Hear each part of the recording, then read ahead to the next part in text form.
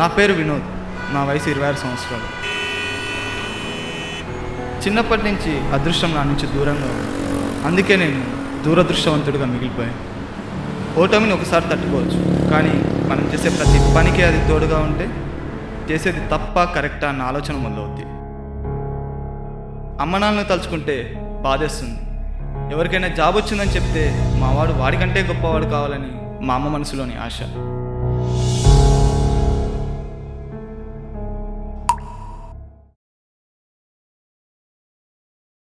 మీ వాడేం చేస్తున్నాడంటే ఏదో ఒకటి చేస్తాడని మా నాన్న మాటలోని ఆత్మవిశ్వాసం.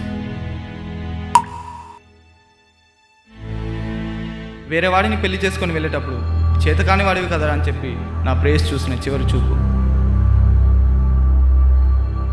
నథింగ్ ఈజ్ ఇంపాసిబుల్ అని, ఇంపాసిబుల్లోనే ఐఎమ్ పాసిబుల్ ఉందని, నిజాయితీయే సక్సెస్ మంత్రం అని చెప్పిన ప్రతి ఒక్కడిని చెప్పుతో కొట్టాలనిపిస్తుంది.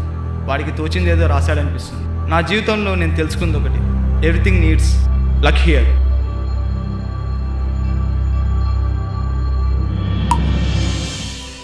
ఆత్మహత్య ఒక నేరమని జీవితంలో పోరాడాలని చాలామంది చెప్తుంటారు. కానీ చెప్పేవాడికి ఏం తెలుసు చచ్చేవాడి గురించి? నా చావుని చూసిన వాళ్ళందరూ నన్ను పిరిగివాడినని, పనికిరాని వాడినని అనుకోవచ్చు. కానీ నాలాంటి జీవితం అనుభవించే ఏ ఒక్కడికి నన్ను కమెంట్ చేసే హక్కు లేదు. ఇట్లు చావడానికి మాత్రమే ధైర్యం ఉన్నాను, ఒక పిరికివాడు. చూసారుగా, ఇది నా జీవితం. కనీసం చావులో కూడా కలిసి రాలేదు.